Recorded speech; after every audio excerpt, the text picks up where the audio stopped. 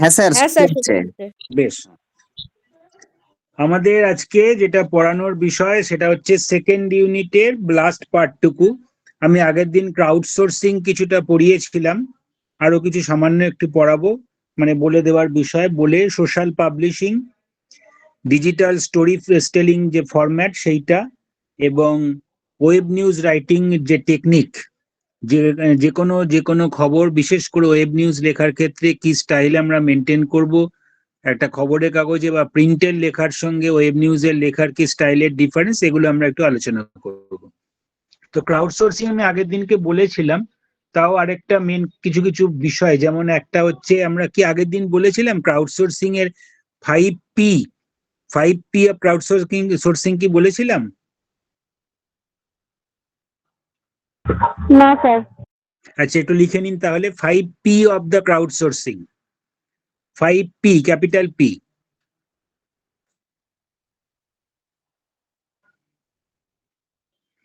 একটা হচ্ছে people, PEOPLE, মানুষ, পিপল। 5টা পি এর উপর জেনারেলি ক্রাউড সোর্সিং দাঁড়িয়ে আছে, 5 Ps। একটা হচ্ছে পিপল, একটা হচ্ছে পারপাস, একটা হচ্ছে পিপল, একটা হচ্ছে পারপাস। নেক্সট হচ্ছে প্ল্যাটফর্ম, নেক্সট হচ্ছে প্ল্যাটফর্ম। 4 নম্বর হচ্ছে পার্টিসিপেশন, 4 নম্বর হচ্ছে পার্টিসিপেশন। আর 5 নম্বর হচ্ছে প্রোডাক্টিভিটি, 5 নম্বর হচ্ছে প্রোডাক্টিভিটি। সো এই 5টা পি এর উপর দাঁড়িয়ে রয়েছে ক্রাউড সোর্সিং।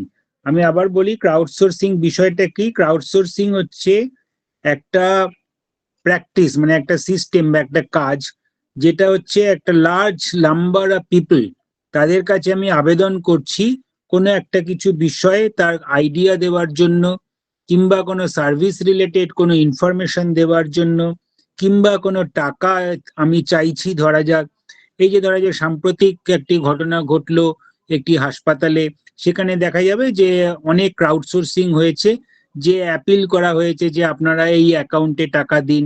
কিংবা ধরা যাক যে কেউ কোনো হয়তো ধরা যাক বিভিন্ন সেবা প্রতিষ্ঠান যেগুলো রয়েছে, ধরা যাক মিশন হতে পারে, কিংবা ভারত সেবাশ্রম সংঘ হতে পারে, বা বিভিন্ন ধর্মীয় প্রতিষ্ঠান বা সেবামূলক যে প্রতিষ্ঠান রয়েছে, তারাও কিন্তু অনেক সময় ক্রাউড সোর্সিং মাধ্যমে বা ক্রাউড ফান্ডিং এর মাধ্যমে টাকা তোলে। তো এইটাই যেটা বললাম, যে টাকা তোলে মিন্স হচ্ছে মানুষ সেখানে ডোনেট করে, সেটা দিয়ে আরো কিছুটা কাজ হয়।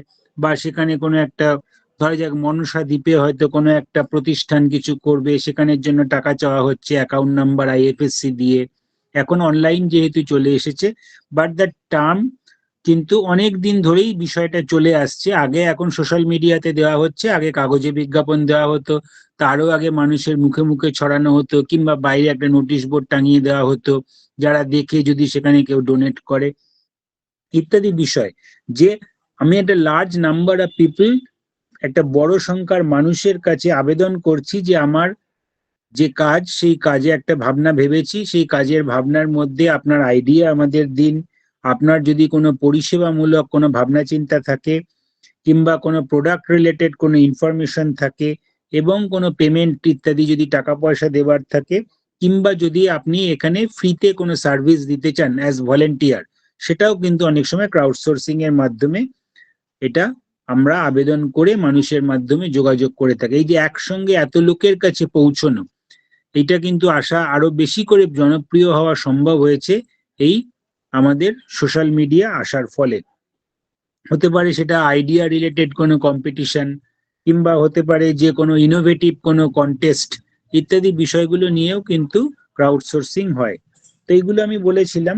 এর কতগুলো অ্যাডভান্টেজ আছে, 3-4টে অ্যাডভান্টেজ একটু লিখে নেবেন। দুটো অ্যাডভান্টেজ, যে আমার কস্টিং অনেক কমিয়ে দেয়। Crowd sourcing through social media যদি হয়, তাহলে আমার খরচ কিন্তু অনেক কমে যায়, কারণ এখন কাগজে বিজ্ঞাপনের খরচ অনেক বেড়ে গেছে।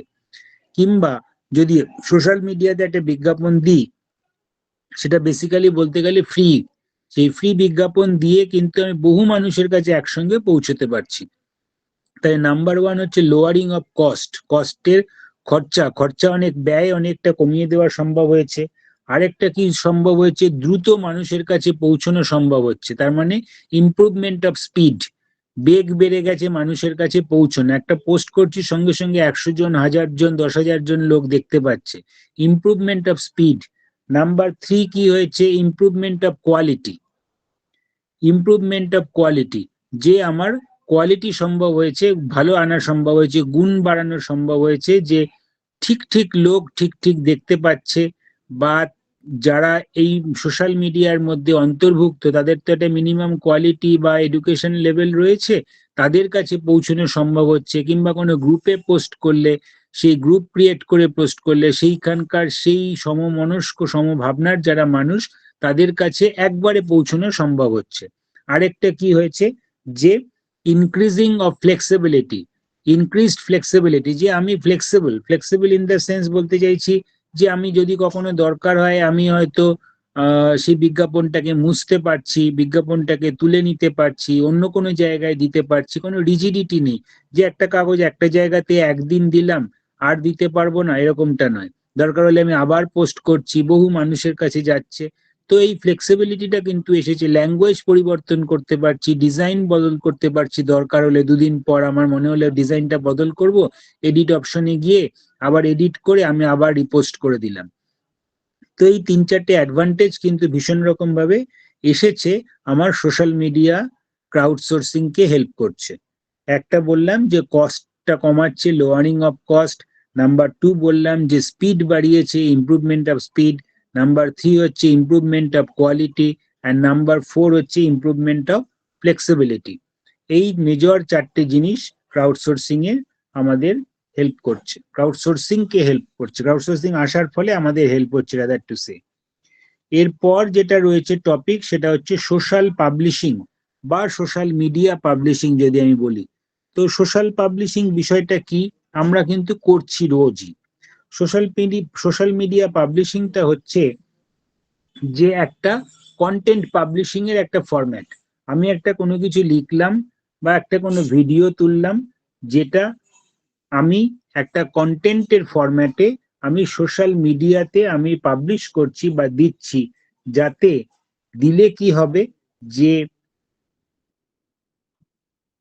একজন কোনো লেখক বা যে লিখছেন সে সেই কন্টেন্টটা সোশ্যাল মিডিয়াতে দিচ্ছেন, যার ফলে রিডার যারা পড়ছে, ধরুন ফেসবুকে আমি একটা রিল তৈরি করে দিলাম, কিংবা কোনো একটা লেখা বা কোনো একটা ভিডিও দিলাম, কিংবা ধরা যাক কোনো একটা ছবি, 4-5টা ছবি কোলাজ হোয়াট এভার, যে ফরম্যাটেই আমি দিই, তাহলে কি পড়ছি, যে মানুষ সেটা পড়তে পারছে এবং তার একটা ফিডব্যাক কিন্তু আমাকে দিচ্ছে, শুধু পড়ছে নয়, শুধু পড়ার সঙ্গে কিন্তু আমাকে একটা ফিডব্যাক দিচ্ছে, আমি নিজে কন্টেন্ট তৈরি করছি।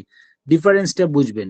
ধরা যায় গুগল, আমি যদি আপনাদেরকে জিজ্ঞাসা করি গুগল কি তাহলে সোশ্যাল মিডিয়া প্ল্যাটফর্ম বা সোশ্যাল মিডিয়া পাবলিশিং বা পাবলিশার? না, গুগল কিন্তু বা ফেসবুক বা টুইটার এরা কিন্তু একটা ক্লাসিক প্ল্যাটফর্ম। তারা কি করে, যদি গুগল সার্চে আমরা যখন যাই বা ফেসবুক সার্চে, ফেসবুকে যখন আমরা লিখছি সেটা নয়, ধরো আমরা ফেসবুকে আমরা কিছু সার্চ করছি, কিংবা এক্স হ্যান্ডেলে কিছু সার্চ করছি, যখন সার্চ ইঞ্জিন হিসেবে ব্যবহার করছি, তখন কিন্তু সে আমাকে কি করছে, যে অন্যের পিপলের কন্টেন্ট সে যা লিখেছে সেটা আমাদের কাছে তুলে ধরছে, মনে হচ্ছে যেন সেটা একটা এডিটোরিয়াল ওভারসাইট কিংবা এডিটোরিয়াল একটা ভাবনা। ধরা যাক আমি গুগলে সার্চ করলাম, সে আমি বললাম কল্যাণ ইউনিভার্সিটি নিয়েই সার্চ করলাম, তাহলে সেখানে একটা বিষয়, একটা লেখা, প্রচুর যা যা বিষয় বেরিয়েছে, নিউজ হতে পারে, উইকিপিডিয়া হতে পারে, হাজার হাজার জিনিস বেরিয়ে এলো। কিন্তু এটা কি আমার সোশ্যাল মিডিয়া পাবলিশিং? না, গুগল যেটা দেয় সেটা হচ্ছে কিন্তু আমার একটা classic platform of search engine. এখানে কিন্তু অন্য মানুষের ভাবনা এই লেখার মধ্যে ফুটে ওঠে, কেউ একটা কিছু লিখেছেন, কেউ একটা কিছু পোস্ট করেছেন, সেইটা আমার মাধ্যমে আমার কাছে ফুটে উঠছে। কিন্তু সোশ্যাল মিডিয়া প্ল্যাটফর্ম বা সোশ্যাল মিডিয়া পাবলিশিং প্ল্যাটফর্ম নয়, সোশ্যাল মিডিয়া পাবলিশিং বলছি আমি এমন একটা ফর্ম, সোশ্যাল মিডিয়ার এমন একটা ফর্ম যে ফরম্যাটের মধ্যে একজন রাইটার বা একজন লেখক যিনি লিখছেন তিনি তার লেখাটা দিতে পারবেন। এবং গুগলে কি নিজে থেকে কিছু লেখা সম্ভব? লেখা সম্ভব নয় তো।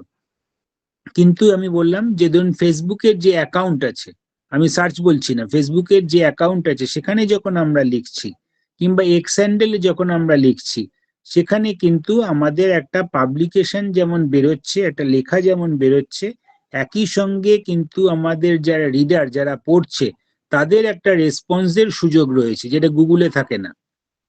এখন তাও দেখবেন গুগলের নিচে ডু ইউ লাইক ইট বলে একটা থাম্বনেল পর্যন্ত দিচ্ছে। মিনিমাম এইটুকু কিন্তু এসে গেছে অলরেডি, যে আপনি যে লেখাটা লিখেছেন সেই লেখাটা আপনার সেখানে পোস্ট করতে পারছেন, বা পোস্ট করার সঙ্গে সঙ্গে রিডার সেটা পড়তে পারছে এবং পড়ে সেটাকে একটা রেসপন্ড করতে পারছে, দ্যাট মিনস একটা ফিডব্যাক দিচ্ছে। তো এই বিষয়গুলো কিন্তু সোশ্যাল মিডিয়া পাবলিশিং এর মধ্যে এসেছে। তো সোশ্যাল মিডিয়া পাবলিশিং বা সোশ্যাল পাবলিশিং এর মধ্যে চারটে সি রয়েছে, মেজর চারটে সি। একটা সি হচ্ছে content, 4 C's of social media যদি জিজ্ঞাসা করা হয় তাহলে হচ্ছে, একটা হচ্ছে কন্টেন্ট, একটা হচ্ছে কনভারসেশন, কন্টেন্ট মানে বিষয়বস্তু, কন্টেন্ট মানে হচ্ছে আলাপ, কনভারসেশন মানে হচ্ছে আলাপচারিতা, পারস্পরিক কথোপকথন। এই যে বললাম আমি একটা লেখা পোস্ট করলাম, কেউ একজন লিখছে, রেসপন্ড করছে, দ্যাট ইজ কল্ড কনভারসেশন, তার সঙ্গে আমি কথা বলছি। নাম্বার 3 হচ্ছে কমিউনিটি, একটা কমিউনিটি তৈরি হচ্ছে। ধরা যাক ওই যে বললাম, বহু উদাহরণ দিয়েছি, ধরা যাক সত্যজিৎ রায়ের ফ্যান ক্লাব, তাহলে একটা কমিউনিটি গ্রো করা সম্ভব হচ্ছে। আরেকটা হচ্ছে কানেকশন, এই সমস্ত কিছুর মাধ্যমে একটাই আমার উদ্দেশ্য, আমার মানে লাভ হচ্ছে, উদ্দেশ্য আমার প্রতিফলিত হচ্ছে, বা উদ্দেশ্য আমি সফল হতে পারছি, দ্যাট ইজ কল্ড কানেকশন। তাহলে 4 C's কি কি? একটা হচ্ছে কন্টেন্ট, একটা হচ্ছে কমিউনিকেশন, একটা হচ্ছে কমিউনিটি, আর একটা হচ্ছে কানেকশন। এই 4 C's অফ সোশ্যাল মিডিয়া বা সোশ্যাল মিডিয়া পাবলিশিং আমাদের ইম্পর্টেন্ট। এরপর যেটা রয়েছে দুটো তিনটে গুরুত্বপূর্ণ, বেসিক্যালি দুটো গুরুত্বপূর্ণ বিষয়। একটা হচ্ছে ডিজিটাল স্টোরি টেলিং ফরম্যাট, আর একটা হচ্ছে ওয়েব নিউজ রাইটিং টেকনিক। দুটো খুব কাছাকাছি, কিন্তু তার মধ্যেও একটা ডিস্টিংশন রয়েছে। যাই হোক, তো ডিজিটাল স্টোরি টেলিং ফরম্যাট এই বিষয়টা কি, তার উপরে যেটা রয়েছে এটা ওয়েব নিউজ রাইটিং এর technique. Digital story telling format হচ্ছে,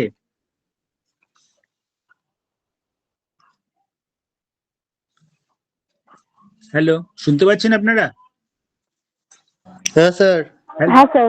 আচ্ছা, ধরা যাক আমাদের ডিজিটাল স্টোরি যদি আমরা দেখি, মানে অনলাইনে যে সমস্ত লেখা ইত্যাদি দেখতে পাই, দেখবেন মেজর 4 রকমের লেখা বেরোয়।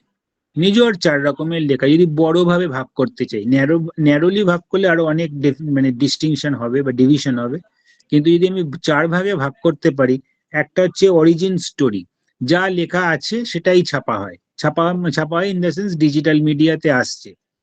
আরেকটা দেখবেন ভ্যালু স্টোরি। ভ্যালু স্টোরি কি?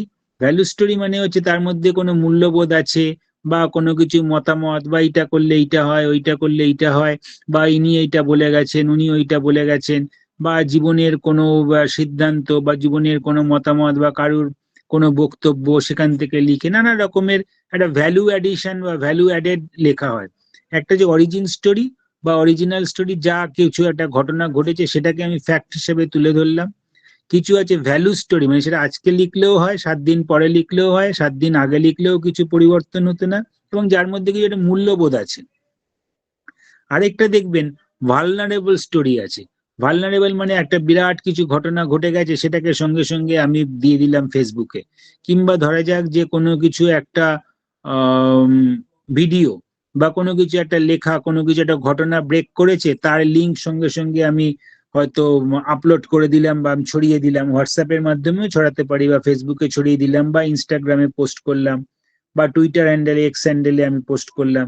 তো দিস আর কল্ড ভালনারেবল, মানে সেটা একটা বিরাট একটা কিছু উত্তেজনাপূর্ণ একটা কোনো ঘটনা। আরেকটা হয় অনেক সময় দেখবেন পার্সোনাল স্টোরি, নিজের ব্যক্তিগত লেখা, কেউ হয়তো মারা গেছেন, বা কারুর হয়তো জন্মদিন পালন ইত্যাদি, নিজের ব্যক্তিগত মতামত বা লেখা, সেগুলো অনেক সময় লেখা হয়, তাতে সাধারণ মানুষের ইন্টারেস্ট থাকতেও পারে, নাও পারে। আপনি একটা বিয়ে বাড়িতে গেছেন, তার একটা বিভিন্ন রকম অনুষ্ঠানে ছবি তুলেছেন, ছবি পোস্ট করলেন, সেটা একদম বেসিক্যালি হচ্ছে পার্সোনাল স্টোরি, যার সঙ্গে আলটিমেটলি ডিজিটাল মিডিয়াতে ওটা দিলেও হয়, না দিলেও হয়, আমরা জোর করে দিই, বা দেওয়া হলো, আমরা নিজেরা কতগুলো লাইক পেলাম, শেয়ার পেলাম ইত্যাদিগুলো দেখি এই জন্য, কিন্তু আদারওয়াইজ তার তো কোনো সামাজিক গুরুত্ব বা প্রয়োজন নেই। আছে কিছু মানুষের কাছে আমার খবরটা পৌঁছলো, কিছু মানুষ দেখলো, বা যারা আমাদের এই অনুষ্ঠানে যেতে পারেনি তারা দেখলো, এটা একটা গুরুত্ব আছে। কিন্তু এই যাই হোক, মোটামুটি হচ্ছে 4 টাইপস অফ লেখা আমরা পাই ডিজিটাল মিডিয়াতে। একটা বললাম হচ্ছে অরিজিন স্টোরি, একটা ভ্যালু স্টোরি, একটা ভালনারেবল স্টোরি, আর একটা বললাম পার্সোনাল স্টোরি। তো স্টোরি টেলিং, স্টোরি টেলিং বলতে কি বোঝায়? স্টোরি টেলিং মানে কি? স্টোরি টেলিং এর মধ্যে একটা একটা একটা একটা লেখাকে আমরা স্টোরি বলবো, বা একটা যে কোনো একটা লেখা, সেটা প্রিন্টেডও হতে পারে, রেডিওর হতে পারে, টিভির হতে পারে, ডিজিটাল মিডিয়ার হতে পারে, যাই হোক, সেটা কি? Basically nothing but presentation of information. যার মধ্যে গালগপ্প রয়েছে, কোনো ইনফরমেশন নেই, সেটা কিন্তু ইট ইজ নট নাথিং আর স্টোরি, রাদার টু সে, যে সেটা কখনো স্টোরি হতে পারে না। তো presentation of information to the readers, minimum একটা বেসিক ক্রাইটেরিয়া হতে হবে যে আমার ইনফরমেশন যেন তার মধ্যে থাকে, তাহলেই আমরা তাকে স্টোরি বলবো। তার সঙ্গে কি থাকতে পাবে? ইনফরমেশন কি থাকলেই আমাদের হবে? সেটা যেন একটা ইন্টারেস্টিং ম্যানারে থাকে, যে মানুষের আকর্ষণ আছে। ধরা যাক, হঠাৎ যদি আমি এখন দাবানল নিয়ে একটা লেখা দিয়ে দিই, কিংবা আগ্নেয়গিরি নিয়ে লেখা দিয়ে দিই, মানুষ কি পড়বে? পড়বে না। কিন্তু ধরা যাক যে কোনো একটা দেশে হয়তো অগ্নিকাণ্ড হয়েছে, কিংবা দাবানলে হয়তো বেশ কিছুদিন ধরে হয়তো আগুনে পুড়ছে কোনো একটা দেশের বন, এবার আমরা সেখানে দাবানল নিয়ে কোনো একটা লেখা দিলাম বা ইত্যাদি কিছু করলাম, তখন সেটা রেলিভেন্সিটা বাড়ে বা মানুষের ইন্টারেস্ট বাড়ে। তো সেইটাই বলছি, যে ইন্টারেস্টিং ম্যানারে বা যদি কোনো একটা ইন্টারেস্টিং ওয়েতে প্রেজেন্টেশন করে আমরা লিখতে পারি, যাতে মানুষ ইমোশনালি অ্যাটাচড হয় সেই লেখাটার সঙ্গে, তাকেই আমরা থাকতে হবে, তার সঙ্গে একটা ইন্টারেস্টিং ম্যানারে রিপ্রেজেন্ট করতে হবে, এবং যাতে মানুষের একটা ইমোশনাল অ্যাটাচমেন্ট হয়, সেটাও আমাদেরকে দেখতে হবে।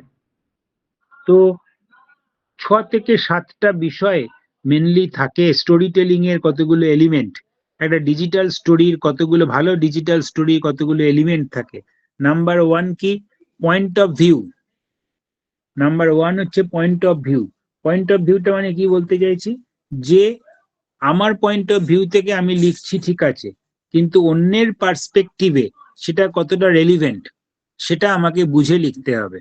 বা আজকের দিনে দাঁড়িয়ে বা এখন যখন আমি একটা লেখা লিখছি ডিজিটালি, সেটা কতটা পার্সপেক্টিভ, অন্যের পার্সপেক্টিভে রেলিভেন্ট, বা প্রয়োজন কতটা আছে, সে কতটা পড়বে বা পড়ে আনন্দ পাবে, বা তার প্রয়োজন আছে কিনা মানুষের। আমি একটা মনে হলো আমার ফেসবুক আছে, কটকট কটকট কতগুলো টাইপ করে লিখে দিলাম, ইজ ইট এট রেলিভেন্ট?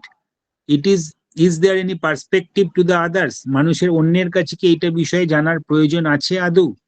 তো এইটা কিন্তু ফার্স্ট অফ পয়েন্ট, যে পয়েন্ট অফ ভিউ, অন্যের পয়েন্ট অফ ভিউ থেকে বিচার করো। নাম্বার 2 হচ্ছে একটা ড্রামাটিক কোশ্চেন। আর ড্রামাটিক কোশ্চেন একটা একটা নাটকীয় একটা প্রশ্ন, একটা নাটকীয় একটা মুহূর্ত, নাটকীয় একটা লেখা, বা একটা নাটকীয় প্রশ্ন যেন ডিজিটাল স্টোরির মধ্যে থাকে। একটা ড্রামাটিক কোশ্চেন যেন থাকে, একটা নাটকীয় প্রশ্ন যেন লেখার মধ্যে থাকে, তাহলে কি হয়? অ্যাট্রাকশনটা বাড়ে। নাম্বার 3 কি? একটা ইমোশনাল কন্টেন্ট। এই কন্টেন্ট যেটা আমরা লিখছি, একটা গ্র্যাব যদি কোনো আমার একটা টানা লেখা হয় যার মধ্যে কোনো আকর্ষণ নেই, তাহলে কিন্তু সেটা মানুষ পড়বে না। তো রাদার ইমোশনাল কন্টেন্ট যদি হয়, অটোমেটিক্যালি মানুষ পড়বে। নাম্বার 4 কি? যদি আমার এটা শুধুমাত্র লেখা হয় আলাদা কথা, যদি এটা আমার অডিও প্রেজেন্টেশন হয় বা অডিও ভিজুয়াল প্রেজেন্টেশন হয়, তাহলে আমার কিন্তু গলার স্বরটা গুরুত্বপূর্ণ, the gift of your voice. যে গলার স্বর যে রয়েছে, সেই স্বরটাকে ব্যবহার করার চেষ্টা করো।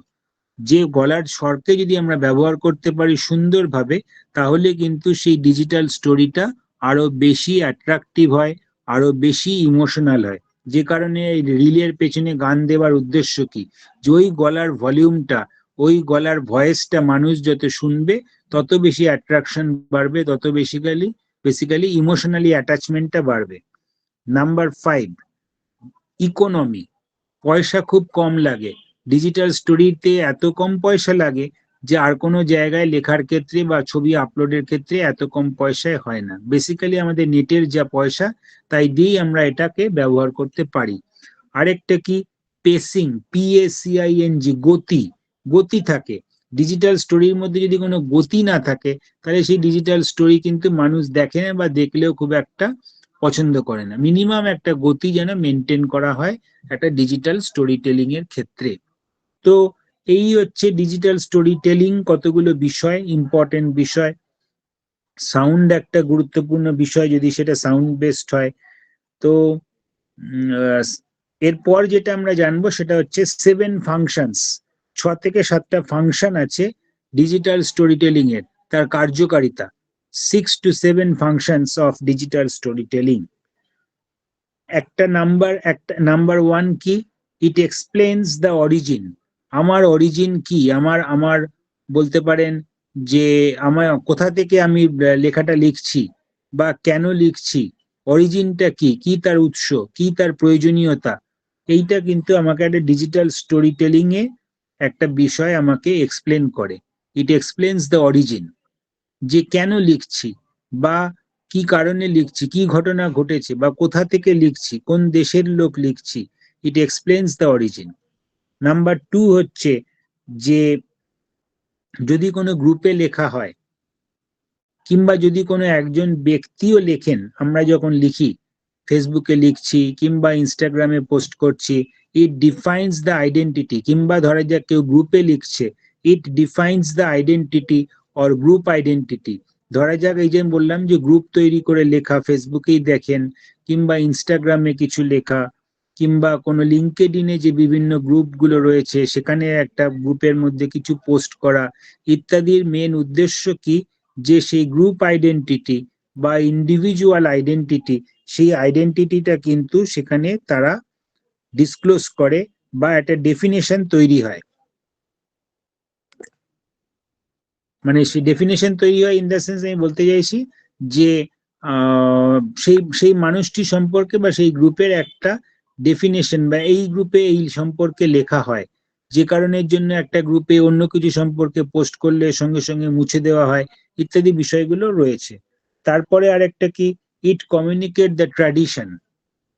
ইট কমিউনিকেট দ্য ট্র্যাডিশন, যে আমার যে প্রচলিত যে ট্র্যাডিশনাল যে ভাবনা চিন্তা বা আমার যে পুরনো চিন্তা ভাবনা, সেগুলোকে কিন্তু কমিউনিকেট করা সম্ভব হয় ডিজিটাল স্টোরি টেলিং এর মাধ্যমে। আরেকটা কি, যে কোন পার্সপেক্টিভে লিখছি, প্রোভাইড দ্য পার্সপেক্টিভ। ছোট বিষয় কিন্তু অত্যন্ত গুরুত্বপূর্ণ। এই প্রোভাইড দ্য পার্সপেক্টিভ মানে হচ্ছে কোন পার্সপেক্টিভে লিখছি বা কোন কোন ক্ষেত্র বিশেষে আমি লিখছি, কোন ক্ষেত্র সময়ে আমি লিখছি, এইটা কিন্তু আমাদেরকে ডিজিটাল স্টোরি আমাদের কিন্তু বুঝতে সাহায্য করে। সেই প্রেক্ষিতটা কোন প্রেক্ষিতে তার একটা মানে ডিজিটাল স্টোরি লেখার কি উদ্দেশ্য, তার ফাংশনগুলো কি, তার একটা অন্যতম উদ্দেশ্য হচ্ছে যে কোন প্রেক্ষিতে আমি সেই লেখাটা লিখেছি সেইটা আমাদেরকে বুঝতে সাহায্য করে। আরেকটা কি, যে যে আমাদের নানা রকম কমপ্লেক্স ব্যাপার স্যাপার রয়েছে, যেগুলো জটিল, সেটা মানসিক হতে পারে, সেটা শারীরিক হতে পারে, যেটা সামাজিক হতে পারে, সেটা অর্থনৈতিক হতে পারে, নানা বিষয়ে অনেক কমপ্লেক্সিটি রয়েছে, জটিলতা রয়েছে। সেই কমপ্লেক্সিটি গুলোকে কিন্তু আমরা কনসাইজলি মানুষের কাছে তুলে ধরতে পারি। এটা একটা অত্যন্ত গুরুত্বপূর্ণ বিষয়, যে আমাদের যে কমপ্লেক্স বা যে কমপ্লেক্স লিস্টিং গুলো রয়েছে, মানে আমাদের যে বিভিন্ন জটিল যে বিভিন্ন বিষয়গুলো রয়েছে, বললাম যে আমরা শারীরিক হতে পারে, মানসিক হতে পারে, আত্মিক হতে পারে, আর্থিক হতে পারে, পরিবারগত হতে পারে, নানা সামাজিক বহু শত সহস্র প্রেক্ষাপট রয়েছে। এই যে সামাজিক নিজস্ব বা ইত্যাদি নানা ধরনের জটিলতা বা কমপ্লেক্সিটি গুলো রয়েছে, এগুলো এতটাই জটিল যে সবসময় হয়তো মানুষের সঙ্গে ওভার দ্য ফোন কথা না বললে বোঝানো সম্ভব নয়। কিন্তু একই সঙ্গে যদি আমি একাধিক লোকের সঙ্গে কমিউনিকেট করতে চাই এবং সেটাকে তুলে ধরতে চাই বা তাদেরটাও আমি জানতে চাই, তাহলে কিন্তু একটা অন্যতম ফাংশনারি জায়গা হচ্ছে ডিজিটাল মিডিয়া, যেটা আর কোনো মিডিয়া কিন্তু এতটা ভোকাল নয় বা জানানো সম্ভব নয়। ডিজিটাল মিডিয়া হচ্ছে এমন একটা মিডিয়া যেখানে কিন্তু কনসাইজলি, প্রিসাইজলি, ঠিক যেটুকু প্রয়োজন সেটুকু আমরা কিন্তু লিখে আমাদের কমপ্লেক্স যা বিভিন্ন সমস্যাগুলো রয়েছে, যে কমপ্লেক্স লিস্টিং গুলো আমরা কিন্তু ডিজিটাল মিডিয়াতে আমরা করতে পারি। আরেকটা কি, যে আমাদের যে এথিক্যাল ইস্যুস গুলো রয়েছে, যে নৈতিক দিকগুলো, সেই দিকগুলোকে বা নর্মাল যে সমস্ত বিষয়গুলো রয়েছে, সাধারণ যে বিষয়গুলো আমরা মেনে চলি বা করি, সেই বিষয়গুলোকেও কিন্তু আমরা ডিজিটাল স্টোরি টেলিং এর মধ্যে আমরা তুলে ধরতে পারি। তাহলে যদি আমাকে জিজ্ঞাসা করা হয় যে তাহলে সব তো কিছু বোঝা গেল, তাহলে একটা সোশ্যাল মিডিয়াতে উপস্থিত থাকার, সেটা হতে পারে নানা পোস্টের মাধ্যমে কিংবা লেখার মাধ্যমে, ডিজিটাল স্টোরি টেলিং এর মাধ্যমে, যে আমরা কিভাবে ভালোভাবে উপস্থিত থাকতে পারবো। উপস্থিত ইন দা সেন্স বলতে চাইছি যে আমার প্রেজেন্সটা কিভাবে রাখতে পারবো যদি বলা হয়, তাহলেও সেখানে বেশ কয়েকটা পয়েন্ট আছে। তার মধ্যে একটা পয়েন্ট হচ্ছে বি স্মার্ট, SMART, এটাও একটা হচ্ছে অ্যাব্রিভিয়েশন। SMART, স্মার্ট হচ্ছে সবকটাই ক্যাপিটাল, এবং এই সবকটা ক্যাপিটালের প্রত্যেকটার মানে আছে। এস এর একটা মানে আছে, এম এর একটা মানে আছে, এ একটা মানে আছে, আর এর একটা মানে আছে, টি এর একটা মানে আছে। তো স্মার্ট বলতে বোঝায় যে এস হচ্ছে বি স্পেসিফিক, এস হচ্ছে specific, B specific, digital story লেখার ক্ষেত্রে বি স্পেসিফিক। এম হচ্ছে মেজারেবল, যা মাপা যায়। এম হচ্ছে মেজারেবল, MEASURABLE, মেজারেবল, যা মাপা যায়। এ হচ্ছে অ্যাচিভেবল, যে অ্যাচিভ করা সম্ভব হয়, মানে পৌঁছানো, লক্ষ্যে পৌঁছানো সম্ভব হয়, যে অ্যাচিভ করা সম্ভব হয়। আর হচ্ছে রেলিভেন্ট, যা সমসাময়িকভাবে উপযুক্ত বা প্রয়োজনীয়, রেলিভেন্ট। এবং টি হচ্ছে টাইম বাউন্ড, যার মধ্যে সময়ের একটা মাপকাঠি রয়েছে বা মাত্রা রয়েছে বা সীমাবদ্ধতা রয়েছে। কেন এই পাঁচটা ইম্পর্টেন্ট? স্মার্ট কেন বললাম? যে বি স্পেসিফিক, আমার একটা যে বিষয়ে লেখার দরকার ঠিক সেই বিষয়েই লিখুন, তাহলে সেটা একটা গুড সোশ্যাল মিডিয়া প্রেজেন্স আপনাকে দেবে। যা প্রয়োজন নেই তার বাইরে লিখবেন না, তাহলে আপনার সেই প্রয়োজনীয়তাটা, যে প্রয়োজনে আপনি লিখছেন সেটার গুরুত্বটা নষ্ট হবে বা লঘু হবে। নাম্বার টু কি মেজারেবল, যা মাপা যায়।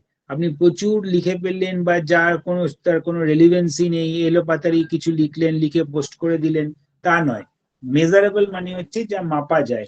ধরা যাক এত নির্দিষ্ট একটা শব্দের মধ্যে লিখলেন, মানে সেটা সবসময় ফেসবুক লেখা তা নয়, কিন্তু আমি খবর লেখার ক্ষেত্রেও কিন্তু বলছে, পরে যে পার্টটায় আসবো সেটা হচ্ছে খবর লেখা, যে অনলাইন নিউজ কিভাবে লিখবো বা ডিজিটাল মিডিয়া নিউজ কিভাবে লিখবো, সেখানেও এটা কিন্তু ভীষণ গুরুত্বপূর্ণ, মেজারেবল, যা মাপা যায়, যার একটা নির্দিষ্ট মাপকাঠি রয়েছে। নাম্বার থ্রি হচ্ছে যেটা বলেছিলাম এ, অ্যাচিভেবল, যা অ্যাচিভ করা সম্ভব। নাম্বার ফোর বলেছিলাম রেলিভেন্ট, যার প্রাসঙ্গিকতা আছে। অপ্রাসঙ্গিক কোনো বিষয় বা অপ্রাসঙ্গিক কোনো লেখা হঠাৎ করে ডিজিটাল মিডিয়াতে এলে কিন্তু মানুষ পড়তে আগ্রহী হয় না। তো রেলিভেন্সি একটা গুরুত্বপূর্ণ বিষয়। এবং টি মানে হচ্ছে টাইম বাউন্ড। আজকে একটা ঘটনা ঘটলে আপনি হঠাৎ 27 দিন পর একটা পোস্ট করলেন, তাহলে তার রেলিভেন্সি কিন্তু হারিয়ে যাবে। সেটা খবর হতে পারে কিংবা সোশ্যাল মিডিয়াল রাইটিং হতে পারে, তার কিন্তু রেলিভেন্সিটা হারিয়ে যাবে, তার গুরুত্বটা হারিয়ে যাবে, তার প্রয়োজনীয়তাটা কিন্তু নষ্ট হবে। এইটা একটা ভীষণ গুরুত্বপূর্ণ বিষয়। নাম্বার ওয়ান, যে সেট ইওর স্মার্ট গোল, আপনার নিজের স্মার্ট লক্ষ্যকে নির্দিষ্ট করুন। স্মার্ট মিনস SMART, প্রত্যেকটা ক্যাপিটাল, এবং প্রত্যেকটা ক্যাপিটালের আমি মানে বললাম। নাম্বার টু যেটা ইম্পর্টেন্ট সেটা হচ্ছে, এগুলো হচ্ছে মেজর টিপস একটা ভালো সোশ্যাল মিডিয়া লেখার ক্ষেত্রে, সোশ্যাল মিডিয়াতে নিজের প্রেজেন্স রাখার ক্ষেত্রে, এগুলো হচ্ছে ভালো টিপস। নাম্বার টু হচ্ছে ইউ আইডেন্টিফাই ইউর অডিয়েন্স। আপনার শ্রোতা যারা, আপনার দর্শক যারা, আপনার পাঠক যারা, তাদেরকে আইডেন্টিফাই করুন। কোথায় লিখছেন, কি লিখছেন, কেন লিখছেন, কাদের জন্য লিখছেন, কিভাবে লিখছেন, ইত্যাদি বিষয়গুলো ভাবনা চিন্তা করে সেখানে লিখুন। যা মনে হচ্ছে দুম করে একটা পোস্ট করে দিলে আপনার নির্দিষ্ট কিন্তু পাঠক বা শ্রোতা বা দর্শক তৈরি হবে না, যারা ওই বিষয়ের সঙ্গে যুক্ত। আমি বললাম যে সত্যজিৎ রায় সম্পর্কে আপনি কিছু ভাবনা চিন্তা করলেন, আর সেটা গিয়ে কোনো একটা রাজনীতির গ্রুপের মধ্যে পোস্ট করে দিলেন, তাহলে কি তারা পড়বে? নির্দিষ্ট অডিয়েন্স কি পেলেন? পেলেন না। তার মানে আপনার অডিয়েন্সকে আগে আইডেন্টিফাই করতে শিখুন, চিহ্নিত করতে শিখুন। পোস্ট করবেন তো পরে, আইডেন্টিফাই করতে শিখুন যে কারা তারা, কোথায় আমি লিখছি, কে তারা, কি করে। নাম্বার থ্রি হচ্ছে বি হিউম্যান, মানবিক হন, মানসিক হন, যে মানুষের মতো লিখুন, এমন কিছু লিখবেন না যেটা ইনহিউম্যান মনে হয়। নাম্বার 4 হচ্ছে সম্পর্ক তৈরি করুন। You seek the relation, not just the followers. যে আপনাকে ফলো করবে প্রচুর লোক, আপনি যদি একটা সময় রিলেশন তৈরি করতে করতে যেতে পারেন, তবে গিয়ে ফলোয়ার্স তৈরি হয়।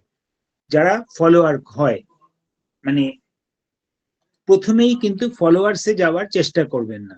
ওই জন্যই বললাম যে প্রথমে সিক দ্য রিলেশন, যে প্রথমে আগে অন্যের সঙ্গে সম্পর্ক তৈরি করুন লেখার মাধ্যমে বা সোশ্যাল মিডিয়ার মাধ্যমে। অটোমেটিক যখন দেখবেন আপনার একটা ফলোয়ার্স, মানে followers in the sense, followers বলবো না, পরে বলবো ফলোয়ার্স, আপনার একটা বৃত্ত তৈরি হয়ে গিয়েছে, যারা রোজ আপনার লেখা পড়ে বা কমেন্ট করে বা শেয়ার করে, বা তারা আপনার সঙ্গে ভাবনার শেয়ার করে, তখন দেখবেন অটোমেটিক্যালি কিছু যারা আপনাকে, আপনি হয়তো তাদেরকে সবাইকে চেনেনও না, তাদের একটা যখন একটা গ্রুপ ইত্যাদি তৈরি হয়ে যাবে, তখন কিন্তু আপনি তাদেরকে ফলোয়ার্স করতে পারেন। তো নট জাস্ট দ্য ফলোয়ার্স, শুধুমাত্র ফলোয়ার্স করার উদ্দেশ্য নিয়ে সোশ্যাল মিডিয়াতে লিখবেন না। প্রথমে হচ্ছে সম্পর্ক তৈরি করুন মানুষের সঙ্গে, অটোমেটিক্যালি দেখবেন আপনার ফলোয়ার্স তৈরি হয়ে যাবে। আরেকটা ইম্পর্টেন্ট বিষয়, যে focus on helping on the story telling, যেটা গল্প, মানে এলোপাতারি লেখা নয়। ফোকাস করুন নিজের বিষয়ের লেখার ওপর, কারণ আমাদের রিডিং হ্যাবিট কিন্তু ভীষণ রকম ভাবে কমে গেছে। কোনো একটা লেখা আমরা খুব বেশি হলে 25 থেকে 30 সেকেন্ডের বেশি পড়ি না। সুতরাং আপনাকে যদি অন্ততপক্ষে 2 থেকে 3 মিনিট কোনো একজন পাঠককে আপনার লেখার মধ্যে টেনে রাখতে হয়, তাহলে কিন্তু আপনাকে ফুল ফোকাস করতে হবে যে আপনার গল্পের বা আপনার লেখার যে মূল উদ্দেশ্য তার উপর। অযথা অতিরিক্ত বেশি লেখা নয়, সেটা ফেসবুকের পোস্টও হতে পারে, সেটা লিঙ্কডইনের পোস্টও হতে পারে, কিংবা আপনার নর্মাল খবরের যেগুলো লেখা, অনলাইনে যে জার্নালিজম করা, সেটাও কিন্তু অবশ্যই। যে একটা লেখা আমি হেডিং দিয়ে দিলাম, ডেলি হান্টেই হয়তো কোনো লেখা লিখলাম, কিংবা কোনো একটা খবরের কাগজের লেখা, আনন্দবাজার ডিজিটাল কি বর্তমান ডিজিটাল এবিসিডি যা হোক, সেই ডিজিটালের লেখা যখন আপলোড করছে, তখন কিন্তু দেখবেন মূল লেখাটা থেকে অনেকটা কেটে ছেটে ছোট করে আপলোড করা হয়। উদ্দেশ্য এটাই একদম নির্মেদ করে দেওয়া হয় যে লোক 2 থেকে 3 মিনিটের বেশি আর সেই লেখাটা পড়বে না। হেডিংটাকেও দেখবেন অনেক মেদহীন করে দেওয়া, নির্মেদ করে দেওয়া হয়, যে প্রিন্টে যে খবরটা বেরিয়েছে সেই খবরটাই দেখবেন যখন ডিজিটাল মিডিয়াতে আসছে অনেকটা হেডলাইন ছোট, ফোকাস স্পেসিফিক, ওয়ার্ড স্পেসিফিক। তার ফলে কি হয়, যে আমার ফোকাসটা ঠিকঠাক থাকে লেখার ক্ষেত্রে। যতটুকু সময় পড়বে মানুষ পড়ে আনন্দ পাবে, বা পড়ে সে পুরোটা পড়বে এবং আগামী দিনেও সেইটাতে ক্লিক করে, না ওরা ওই ডিজিটাল মিডিয়াতে ভালো লেখাগুলো আসে, স্যারে সেগুলো আমরা পড়বো, এরকম একটা ভাবনা চিন্তা মাথার মধ্যে থাকে। আরেকটা যেটা লাস্ট ইম্পর্টেন্ট, সেটা হচ্ছে ইউ মনিটর ইউর স্টোরি। নিজে যেটা লিখলেন সেটাকে মনিটর করুন। ইউ মনিটর ইউর স্টোরি, যা লিখলেন সেটাকে মনিটর করুন ইন দ্য সেন্স যে মানুষ সেটার মধ্যে অ্যাডভার্স কমেন্ট করছে কিনা, কোনো পজিটিভ কমেন্ট করছে কিনা, বা আপনার মনে হয়নি, বুঝতেই পারেননি কোনো একটা কিছু ভালো লিখেছেন, সেটা হয়তো আপনার মনে হয়েছে আপনি লিখেছেন, কিন্তু মানুষের চোখে সেটা ভালো হিসেবে ধরা পড়েছে, বা উল্টোটাও হতে পারে, খারাপ হিসেবে ধরা পড়েছে, বা কোনো একটা বিষয় না লিখলে হতো, আপনি লিখে পেরেছেন কিন্তু কেউ আইডেন্টিফাই করে দিল এটা না লিখলেও পারতেন, ইত্যাদি নানা বিষয়। আপনি যত মনিটর করবেন তত কিন্তু আপনার ডিজিটাল স্টোরি লেখার মুন্সিয়ানা অনেকটা বেড়ে যাবে। তো monitor your story is also important. If these are the major tips regarding a good social media presence, আপনি একটি সোশ্যাল মিডিয়াতে কিভাবে উপস্থিত থাকবেন তার জন্য কতগুলো টিপস, মেজর টিপস। এবার বলা যায় যে, এবার স্যার সবটাই বললাম। হ্যাঁ, মনিটর ইউর স্টোরিটা একবার বলবেন না, you monitor your story. Monitor your story বললাম তো, মানে আপনি আপনার নিজের অ্যানালিসিস করুন, নিজের বিশ্লেষণ করুন। আপনি একটা মনে হলো পোস্ট করে ছেড়ে দিলেন, এবার সেটা মানুষ কিভাবে নিচ্ছে সেটাকে দেখুন। একদিন পর কতজন পোস্ট, সেই পোস্টার কেউ কেউ শেয়ার করলো কিনা, কেউ কমেন্ট করলো কিনা, কেউ লাইক করলো কিনা, কিংবা কেউ অন্য কিছু অ্যাডভার্স কিছু লিখলো কিনা, সেই অনুযায়ী পরের দিন যদি কোনো লেখা লেখেন, কিংবা ধরা যাক যে ডিজিটাল মিডিয়াতে খবর লিখছেন, অনেকে এখন দেখবেন নিচে কমেন্ট লেখার জায়গা চলে এসছে, সেই কমেন্টে কেউ কিছু লিখলো কিনা, কিংবা কেউ স্মাইলি দিচ্ছে, বিভিন্ন রকমের স্মাইলি দেওয়ার অপশন চলে এসেছে, সেই স্মাইলি গুলো দিয়ে কেউ কিছু বোঝাতে চাইছে কিনা, কত রকমের স্মাইলি, বেশিরভাগ লোক যে স্যাটিসফাইড, নট স্যাটিসফাইড, মাঝামাঝি স্যাটিসফাইড দিল কিনা স্মাইলিতে, বা নট স্যাটিসফাইড দিল স্মাইলিতে, সেটা দিয়ে বুঝতে পারবেন যে না, মানুষ আমার লেখাটা ভালো মতো নেয়নি, ইত্যাদি বিষয়গুলোকে মনিটর করা। তা না হলে আপনি যদি যা লিখলেন তার ফিডব্যাক নিয়ে যদি আপনি না নিজেকে মডিফাই করেন, তাহলে যেটা হবে প্রতিদিনই ওই এক লেখাই লিখে চলবেন, আর যারা পড়বে একদিন দুদিন পড়বে, তারপর ওই লোকটা ওই রকমই লেখে বলে আর পড়বেও না। তো যত আপনি নিজেকে মডিফাই করবেন, যত মনিটর করবেন, তত কিন্তু আপনার নিজের লেখার মুনশিয়ানা বাড়বে এবং মানুষের কাছে রিলেশন তৈরি, ওই একই বিষয় রিলেশন তৈরি হবে। যত ভালো লিখবেন তত আপনার ফলোয়ার্সের সংখ্যা একটা সময় দেখবেন বেড়ে যাবে, ইত্যাদি বিষয়গুলো হবে। এরপর আমরা লাস্ট যে বিষয়টায় আসছি, সেটা হচ্ছে ওয়েব নিউজ রাইটিং টেকনিক, যেটা আমাদের জার্নালিজমের সঙ্গে ভীষণভাবে গুরুত্বপূর্ণ। এবং একটা ডিজিটাল মিডিয়াতে আমরা খবর লিখছি, এটা নিয়ে প্রশ্নও আসে, অনেক সময়ই আসে, যে যখন আমরা প্রশ্ন নিয়ে আলোচনা করব পরের দিন তখন বলে দেব, এমন একটা কোনো বিষয় হয়তো বলা হলো যে 200 শব্দের মধ্যে আপনারা লিখুন যেটা ডিজিটাল মিডিয়াতে দেওয়ার মতো। কারণ খবরের কাগজের সঙ্গে যদি আপনারা পার্থক্য দেখেন, ধরা যাক কোনো একটা লেখা, ভারত সে বিশ্বকাপ জিতলো, এই লেখাটা পরের দিনকে প্রিন্টে যেভাবে আসবে, যত রকম ভাবে, যত কিছু হেডিং দিয়ে, যত ছবি দিয়ে, বা যতটা স্পেস নিয়ে দেওয়া আসবে, আমাদের কি ডিজিটাল মিডিয়া থেকে অত স্পেস আছে? নেই। কিংবা মানুষ অত কিছু পড়তে পছন্দ করে না। কিংবা আজকে রাত্রি 8:30টার সময় খেলা শেষ হলো, আপনি কালকে সকালে যখন খবর বেরোবে, তখন আপনি আপনার যদি খবর আপলোড করেন, ততক্ষণে তো টিভিতে সবাই দেখে ফেললো। তাহলে ডিজিটাল মিডিয়াতে কিভাবে লিখলে মানুষ সেই অনলাইন খবরগুলোকে পড়বে, বা একটা ভালো ডিজিটাল মিডিয়াতে খবর লেখার কি কি গুরুত্বপূর্ণ দিক রয়েছে বা কি কি গুণাবলী রয়েছে, সেটা যদি আমরা জানি, তাহলে আমরা কিন্তু আমাদের পাঠক সংখ্যা দ্রুত বাড়াতে পারবো।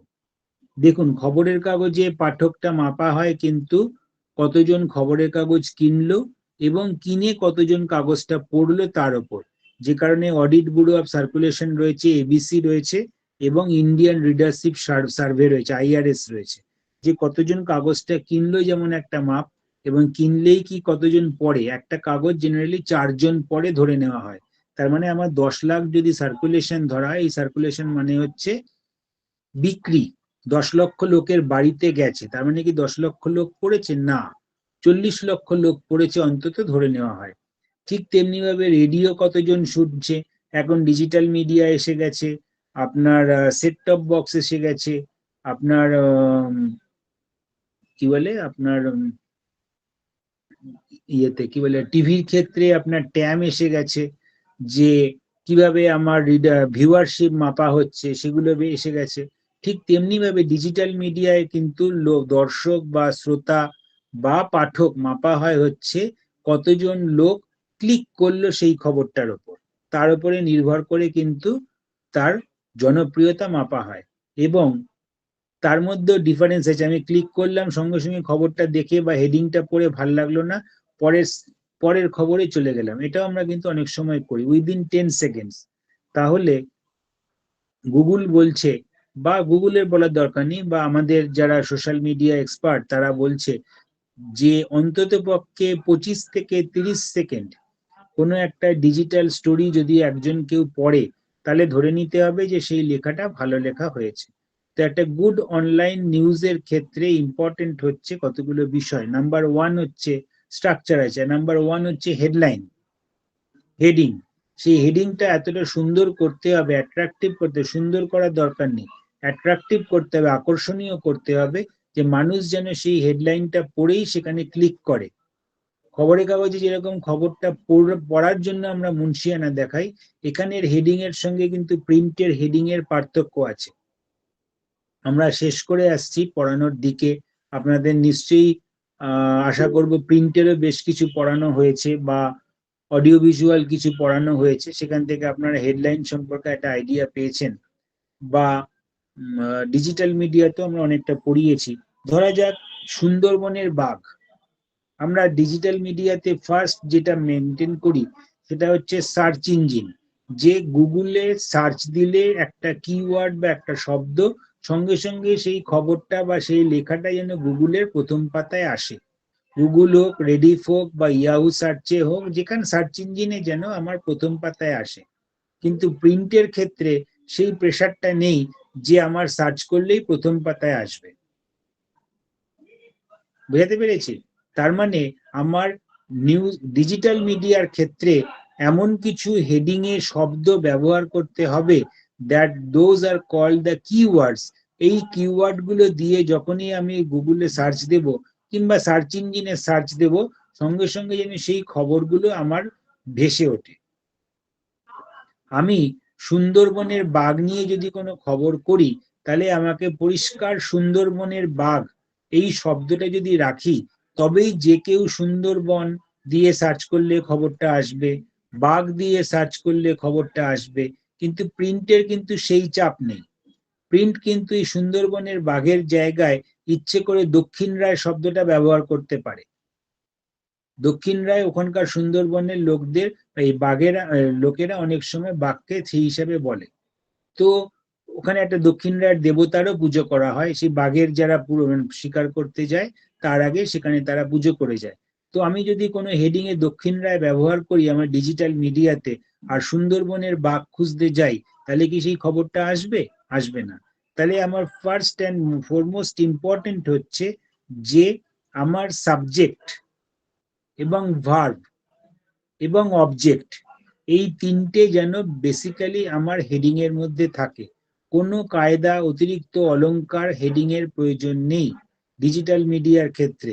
আমার লক্ষ্য একমাত্র টার্গেট যে সার্চ ইঞ্জিনে যেন হেডিংটা ভেসে ওঠে, সেই জন্য নির্দিষ্ট কিছু শব্দ আমাকে হেডিং এ ব্যবহার করতেই হবে, যে বেসিক ওয়ার্ডস গুলো যদি থাকে হেডিং এ, মানুষ যেন সার্চ করে আমার সেই খবরটা সার্চ ইঞ্জিনের প্রথম পাতায় পায়। বোঝাতে পেরেছি? কেউ হাত তুলেছেন? হ্যাঁ স্যার, বলছি হ্যাঁ, স্যার আপনি একটু আগে বললেন যে পেজে ঢুকলে কতক্ষণ থাকলে সেটাকে কাউন্টিং হিসাবে বলা হবে। অন্ততপক্ষে 25 থেকে 30 সেকেন্ড। ও ওকে স্যার, ঠিক আছে। ঠিক আছে। তো হেডিংটা যেটা গুরুত্বপূর্ণ বললাম, যে বেস্ট হেডলাইন হচ্ছে যে সেগুলোই ডিজিটাল মিডিয়াতে, আমরা অন্য মিডিয়া কিন্তু এখন পড়ছি না, ডিজিটাল মিডিয়ার বেস্ট হেডলাইন হচ্ছে যার মধ্যে সাবজেক্ট থাকবে, ভার্ব থাকবে, অবজেক্ট থাকবে, এবং হচ্ছে বেস্ট সার্চ ইঞ্জিনে আমরা সেই শব্দগুলোকে ফেললেই যেন সেই হেডিংটা ভেসে ওঠে। এরকম ভাবেই কোনো রকমের কোনো কায়দা বর্জিত, কোনো রকমের মহিমান্বিত বর্জিত, simple straightforward verb object ইত্যাদি দিয়ে হেডিং। দেখবেন ভালো ডিজিটাল মিডিয়ার হেডিং কিন্তু সেই রকম হয় যে সার্চে দিলেই যেন খবরটা আমার ভেসে ওঠে। নাম্বার 2 হচ্ছে একটা ইন্ট্রোডাক্টরি প্যারাগ্রাফ রাখা। আপনি আর স্ট্রাকচারটা কিন্তু লিখে নেবেন। নাম্বার 2 হচ্ছে ইন্ট্রোডাক্টরি একটা প্যারাগ্রাফ রাখা। এই ইন্ট্রোডাক্টরি প্যারাগ্রাফটা কত শব্দ? মোটামুটি 20 থেকে 25 শব্দ। আমার একটা ডিজিটাল মিডিয়ার একটা খবরের লেন্থ হচ্ছে 120 থেকে 130 শব্দ কিংবা 150 শব্দ। তার বেশি মানুষ কিন্তু পড়তে পছন্দ করে না। আজকেই দেখবেন আপনি ক্লাস শেষ হওয়ার পর ভালো ডিজিটাল মিডিয়ার যদি কোনো খবর পড়েন, ম্যাক্সিমাম 150 শব্দ। খবরের কাগজেই সেটাই, সেই খবরটাই হয়তো অন্য ফরম্যাটে আরো বেশি করে ছাপা হয়েছে, আরো অনেক বেশি শব্দ দিয়ে, অন্ততপক্ষে 300 থেকে 400 শব্দ।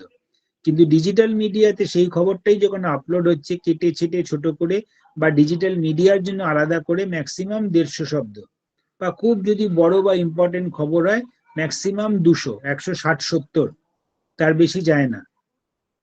তো সেইখানে আমার ইন্ট্রো, দ্যাট মিনস প্রথম প্যারাগ্রাফটা নট মোর দ্যান 25 ওয়ার্ডস। একটা ইন্ট্রো যেমন থাকবে ঠিক তেমনি ভাবে নট মোর দ্যান 25 ওয়ার্ডস যেন হয়।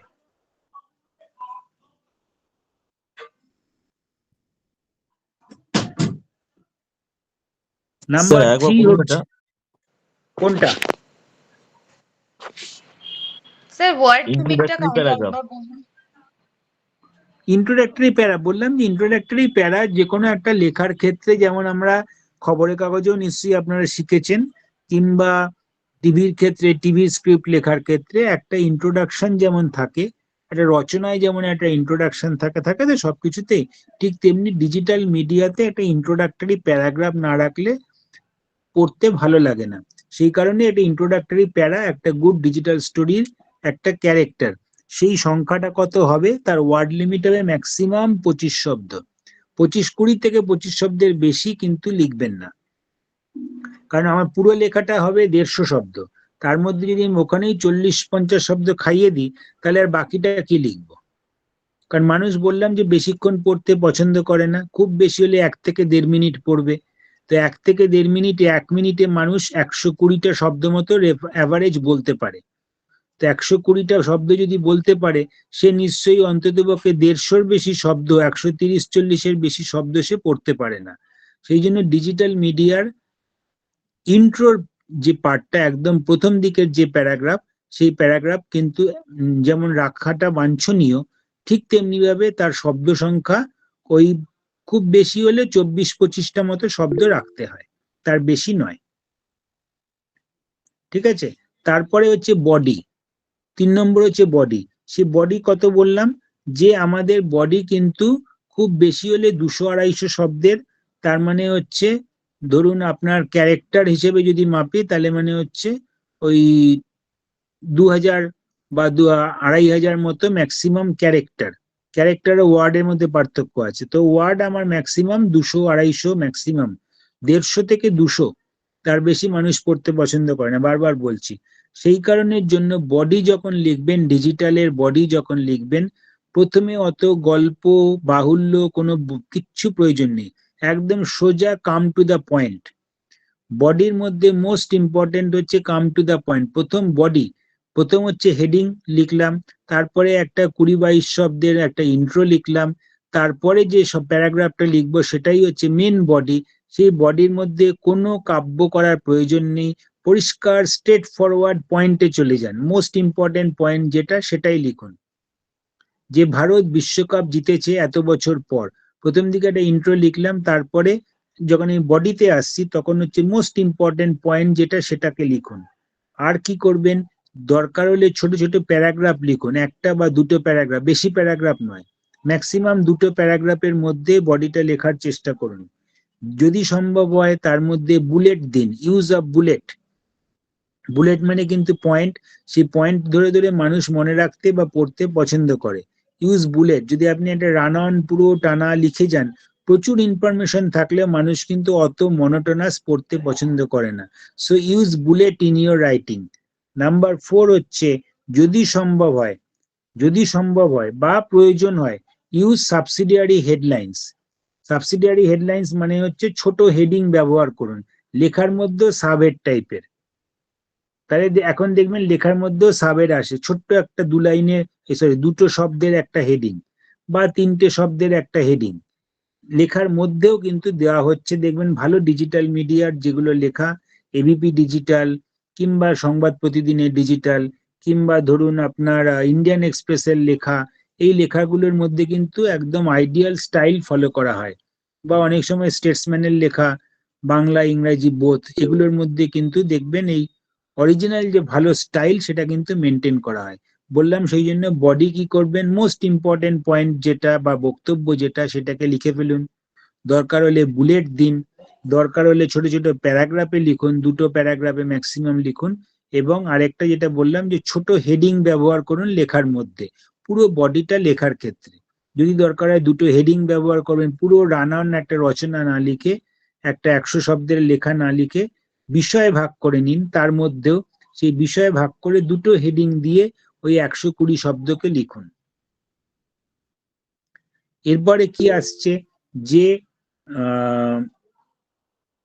যদি কোটেশন দরকার হয়, অনেক সময় দেখবেন অনেকের কোটেশন ব্যবহার করা হয়, কোটেশনটা দিলে যেমন সেই টেক্সটের গুরুত্ব বাড়ে, একই সঙ্গে মানুষের কাছেও গুরুত্ব এবং গ্রহণযোগ্যতা দুটোই বাড়ে।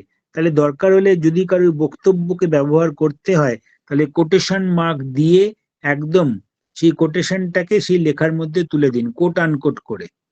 তিনি বলেছেন বা তার একটা বক্তব্য দিয়ে একদম কোট আনকোট করে সেই বক্তব্যটাকে ওয়ার্ড টু ওয়ার্ড নিজের লেখার মধ্যে তুলে দিন।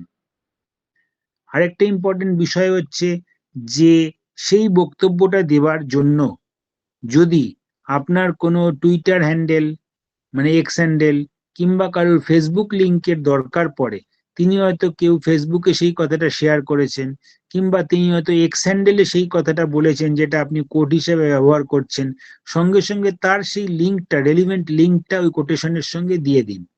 তাতে কি হয়, গ্রহণযোগ্যতাটা বাড়ে, অবজেক্টিভিটি বাড়ে নিউজের ক্ষেত্রে, যে আপনি সেখানে আপনার নিজের বক্তব্য নয়, তিনি কোথাও একটা বলেছেন, অথেন্টিসিটি বাড়ে, সততা বাড়ে, সত্যতা বাড়ে। যে তিনি কোথাও বলেছেন, তিনি আপনি যেমন তার কোটেশনটাকে কোট আনকোট দিচ্ছেন, একই সঙ্গে সেই লিঙ্কটাকেও দিয়ে দিচ্ছেন যাতে মানুষ দরকার হলে সেই লিঙ্কটাতে গিয়ে শুনে নিতে পারে বা দেখে নিতে পারে। হতে পারে সেটা কোনো ভিডিওর লিঙ্ক, হতে পারে ইউটিউবের লিঙ্ক, ফেসবুকের লিঙ্ক, ইনস্টাগ্রামের লিঙ্ক, যা কিছুই একটা হতে পারে। সেই লিঙ্কটাকে দিয়ে দিন সঙ্গে সঙ্গে যদি দেওয়া সম্ভব হয়। তারপরে কি দেবেন, যে fact box, fact box in the sense বললাম যে গ্রাফিক্স খুব বেশি দেওয়ার দরকার নেই, একটা ছোট বক্স 3 থেকে 4টে পয়েন্টে, যেগুলো আমরা দেখবেন খবরের কাগজে অহরহ লেখার মধ্যে বক্স আইটেম হিসেবে ব্যবহার করি।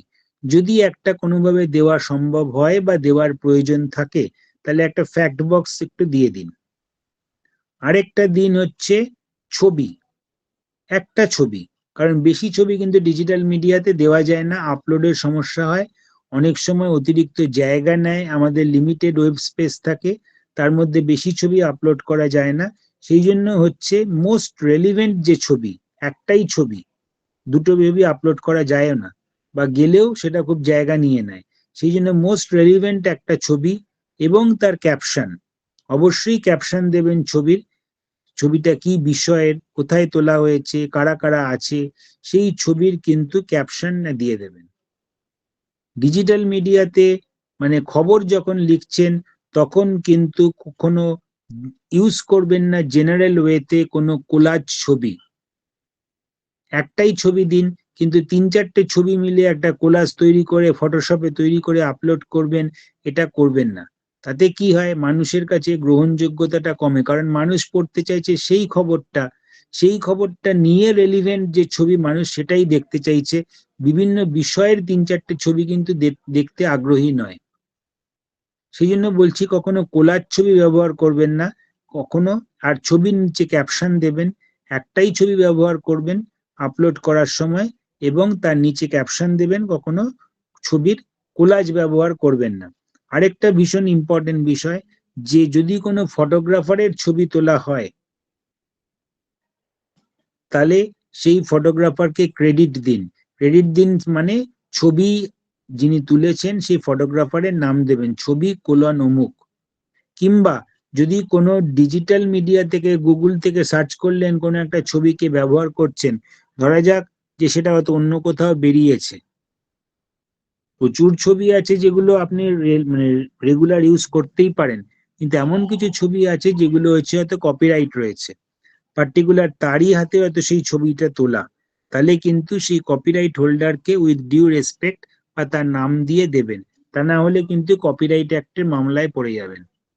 কপিরাইট অ্যাক্টের মামলায় পড়ে গেলে কিন্তু আপনার ডিজিটাল মিডিয়া উঠে যাবে, মানে ডিজিটাল মিডিয়ার এগেনস্টে যার ছবি সে কিন্তু মামলা মোকদ্দমা করতে পারে যে আমার ছবি আমাকে না বলে বা আমার অনুমতি না নিয়ে ব্যবহার করেছে। তো এই মেজর ইম্পর্টেন্ট বিষয়গুলো আপনারা মাথায় রাখবেন। একটা হচ্ছে হেডলাইন, একটা হচ্ছে ইন্ট্রোডাক্টরি প্যারাগ্রাফ, একটা হচ্ছে বডি, একটা বললাম কোটেশন ব্যবহার করা, কোটেশনের সঙ্গে লিঙ্ক ব্যবহার করা, লিঙ্ক টেক্সটের মধ্যে দেওয়া।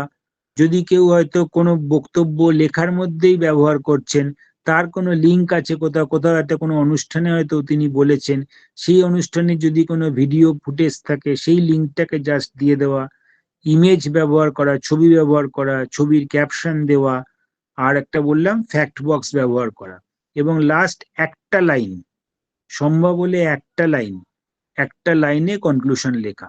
এটা বলছি যে প্রিন্টের লেখা নয়, যে 3 থেকে 4 লাইন বা 5 লাইন একটা সুন্দর কনক্লুশন প্যারাগ্রাফ লিখলেন, সেই জায়গা কিন্তু নেই। একটাই লাইনে কিন্তু আপনাকে নির্মেদ লেখা লিখতে হবে, একটাই লাইনে শেষ করে দিতে হবে লেখা, লাস্ট কনক্লুশন।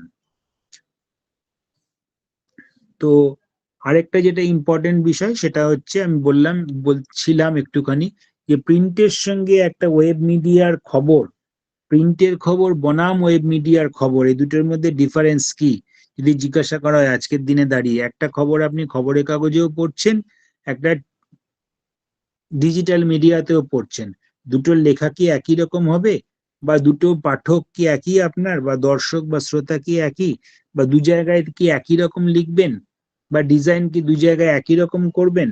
না, দু জায়গায় কিন্তু লেখা দুরকম হবে। ফার্স্ট হচ্ছে আমরা যেটা বললাম, হেডিং এর ক্ষেত্রে খবরের কাগজের হেডিং এর কিন্তু সার্চ ইঞ্জিনের বাধ্যবাধকতা নেই, সে তার নিয়মে তার নান্দনিকতায় চলে, সুন্দর পাঠযোগ্য একটি হেডিং করাটাই তার হচ্ছে মূল উদ্দেশ্য। অন্যদিকে ডিজিটাল মিডিয়ার মূল উদ্দেশ্য হচ্ছে তার হেডিংটা যেন সার্চ করলেই প্রথম পাতায় আসে।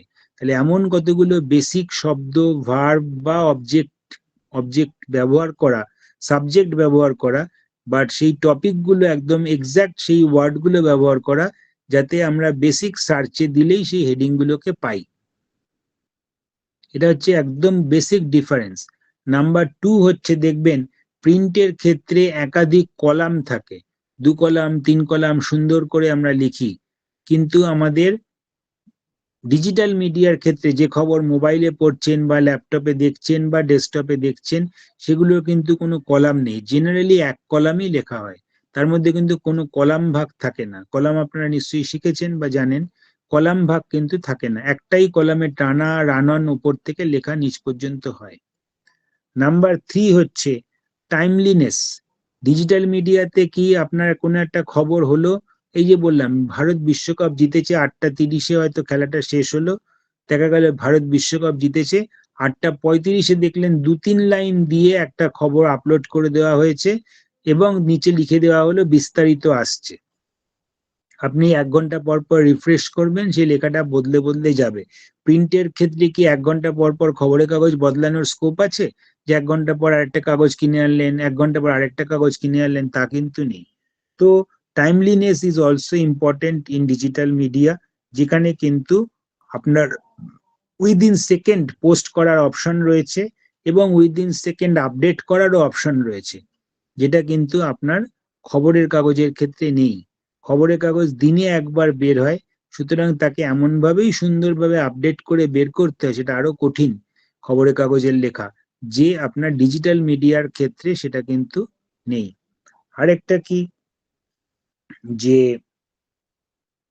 কলাম তো বললাম, আরেকটা যেটা ইম্পর্টেন্ট দেখবেন এবার সেই চোখে, যে খবরের কাগজের ক্ষেত্রে কোনো একটা লেখাতে অনেক সময় একাধিক ছবি ব্যবহার করা হয়। একটা লেখার মধ্যে ভেতরে দেখবেন একাধিক ছবি থাকে, কিংবা একই বিষয়ের লেখার মধ্যে কিন্তু একাধিক ছবি থাকে, কিন্তু দেখবেন ওয়েব মিডিয়াতে বা ডিজিটাল মিডিয়াতে যেগুলো লেখা হয়, খবরগুলো আপলোড হয়, সেগুলো কিন্তু ম্যাক্সিমাম একটাই ছবি বা কখনো দুটো ছবি, একাধিক ছবি জেনারেলি থাকে না, একদম উপরে একটা ছবি, তার নিচে লম্বা টানা লেখা, ব্যাস লেখা শেষ। সুতরাং একটাই ছবি দেওয়া হয় ডিজিটাল মিডিয়াতে, একাধিক ছবি দেওয়ার অপশন রয়েছে কিন্তু, বা একাধিক ফ্যাক্ট বক্স বা গ্রাফিক্স ব্যবহারের সুযোগ রয়েছে কিন্তু প্রিন্টের ক্ষেত্রে, যেটা আমার কিন্তু ওয়েব মিডিয়ার ক্ষেত্রে নেই, এখনো পর্যন্ত নেই। Excuse me sir. হ্যাঁ, স্যার বেশিরভাগটা দেখা গেছে একটা পেজ, মানে একটাই ছবি দেওয়া থাকে, দুটো লক্ষ্য করা যায় না।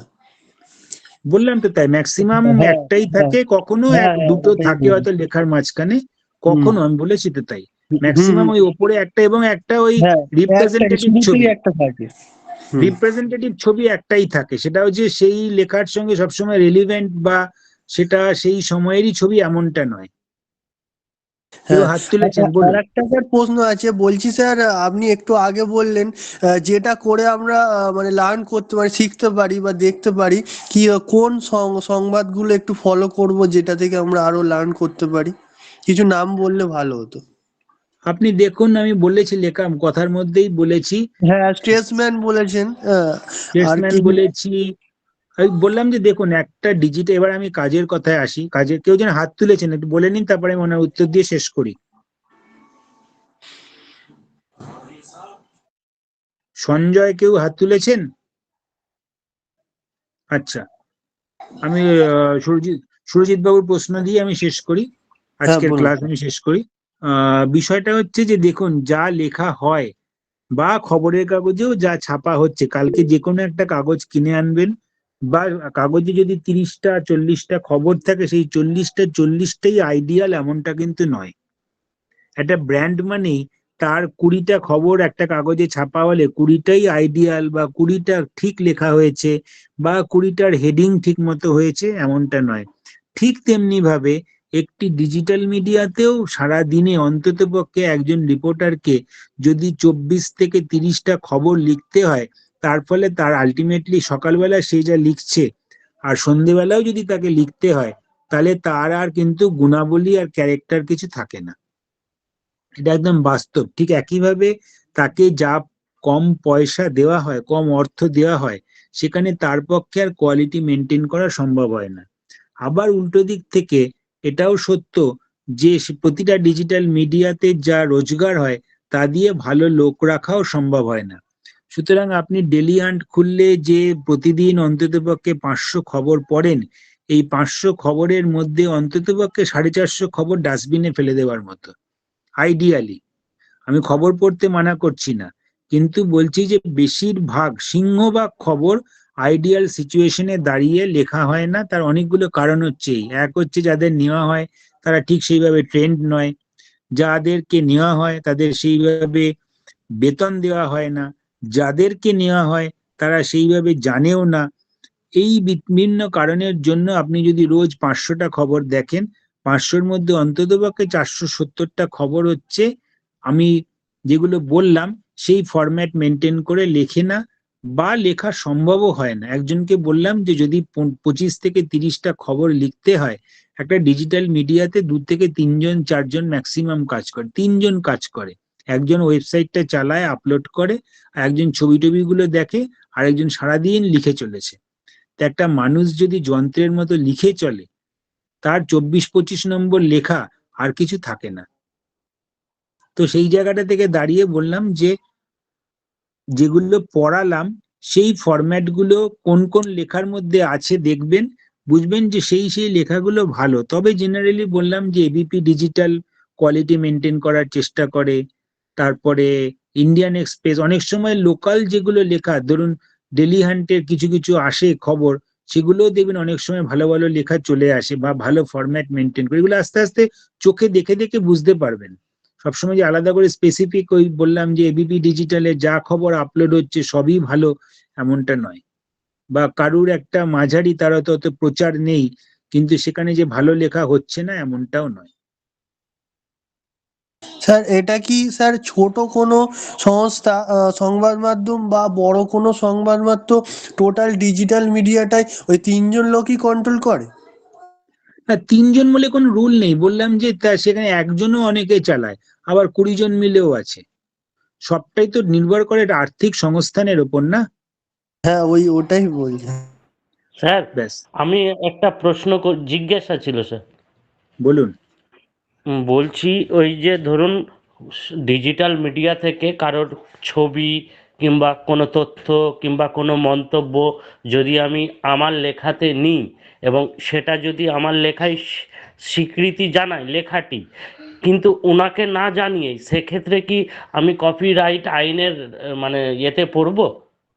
না, তাকে জানাতে হবে তো কোনো মানে নেই। আপনি লেখার মধ্যে অ্যাকনলেজমেন্ট দিলেই হবে। তাকে ঠিক আছে, জানাবেন কিভাবে? তাকে জানাবার তো ধন্যবাদ। তাকে জানাবার তো কোনো অপশন নেই। সে যদি কোনোভাবে জানতে চায়, সে অটোমেটিক দেখতে পাবে। ঠিক আছে স্যার, এটাই জানার ছিল। ঠিক স্যার আছে। ধন্যবাদ। ফ্যাক্ট বক্সটা একটু বলুন না স্যার, ফ্যাক্ট বক্সটা কি? ফ্যাক্ট বক্স আমি বহুবার, ফ্যাক্ট বক্স কিছুই না, ফ্যাক্ট বক্স শব্দটার মধ্যেই রয়েছে। ফ্যাক্ট বক্স মানে হচ্ছে, ধরুন আমি সে ঝড় নিয়ে খবর লিখছি, তাহলে তার লেখার মধ্যে আমরা খবরের কাগজে ব্যবহার করি না 2007-এ কবে ঝড় হয়েছিল, 2010-এ কবে ঝড় হয়েছিল, 2015-তে কবে হয়েছিল, 20-তে কবে হয়েছিল, 22-এ কবে হয়েছিল, কি নাম ছিল, এই। বা ধরুন বঙ্গোপসাগরের ঝড় নিয়ে কিছু লেখা লিখছি, বঙ্গোপসাগরে কবে কবে ঝড় হয়েছিল, কিংবা আরব সাগরের কোনো ঝড় নিয়ে লিখছি, তাহলে আরব সাগরে কি কি ঝড়ের আগে হয়েছিল। এই যে ছোট ছোট ইনফরমেশন গুলো বক্স আকারে দিই, these are call fact box, আর কিছু না। ওকে ঠিক স্যার। আছে, ঠিক আছে, রাখছি তাহলে। পরের দিনকে আমার হয়ে ক্লাস মোটামুটি শেষ হবে, আমরা ইউনিট 2 এর ওপর কিছু প্রশ্ন আলোচনা করব। Okay sir, thank you. Thank you, thank you. Thank you, sir.